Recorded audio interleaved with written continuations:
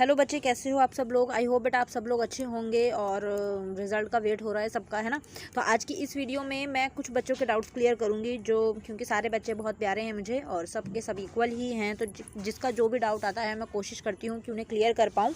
तो अभी 2-4 दिन से कुछ बच्चे जो हैं वो पूछ रहे हैं कि मैम एग्ज़ाम में हमें एक्स्ट्रा मार्क्स मिल सकते हैं क्या, या फिर मैम हमें बोनस मार्क्स मिल सकते हैं, ये क्या होता है। और अब जब कमेंट देखा है तो बच्चे ऑब्वियसली पूछेंगे ही कि मैम इसे क्या बोलते हैं, बोनस मार्क्स का मतलब क्या होता है, ये कब मिलते हैं और बोर्ड एग्जाम्स में मिलते हैं क्या ये। तो इसी के ऊपर आज की वीडियो रहने वाली है आप लोगों की, स्पेशली एचबीएससी बोर्ड। सीबीएसई की तो मैं बताती ही रहती हूँ, सीबीएसई का भी मैं इसमें बता दूंगी। एचबीएससी बोर्ड के ऊपर स्पेशली वीडियो रहने वाली है, जिनका रिजल्ट अभी बच्चों का 20 जून को बोल रहे हैं ना कि आप लोगों की चेकिंग ख़त्म हो जाएगी, तो आप लोगों का रिजल्ट जो है वो उसी के बीच में आ जाएगा। सो टेंशन लेने की ज़रूरत नहीं है। ओके, जल्द ही आप लोगों का रिजल्ट आ जाएगा बेटा। स्टार्ट करते हैं हम video. I hope video helpful रहेगी, ठीक है। और वीडियो अगर अच्छी लगे, अगर पसंद आए, तो इसको अपने फ्रेंड्स में शेयर ज़रूर किया करो, ताकि वो लोग भी ये हेल्प ले पाएँ।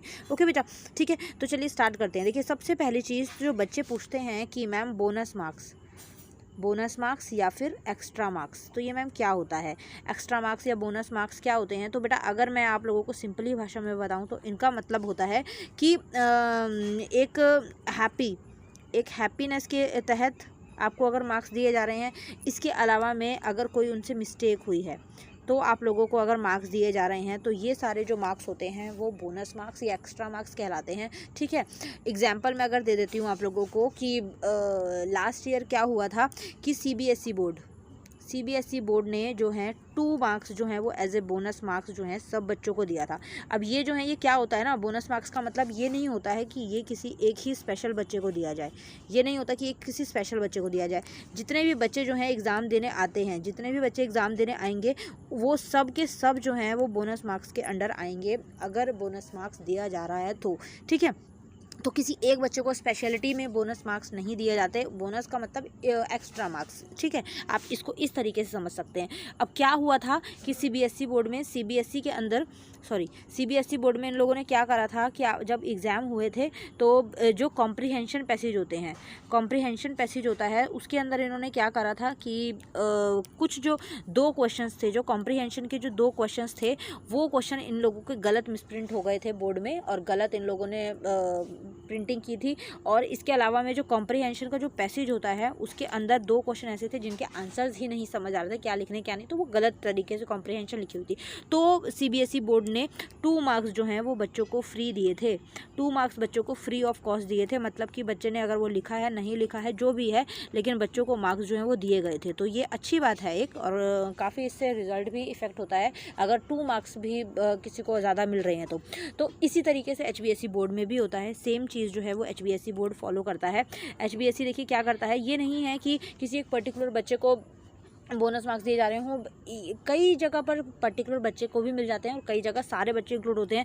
मान लीजिए कि अगर बोर्ड ने कोई एग्ज़ाम बनाया है, ठीक है, बोर्ड ने कोई पेपर बनाया है और उस पेपर में कोई मिस्टेक हो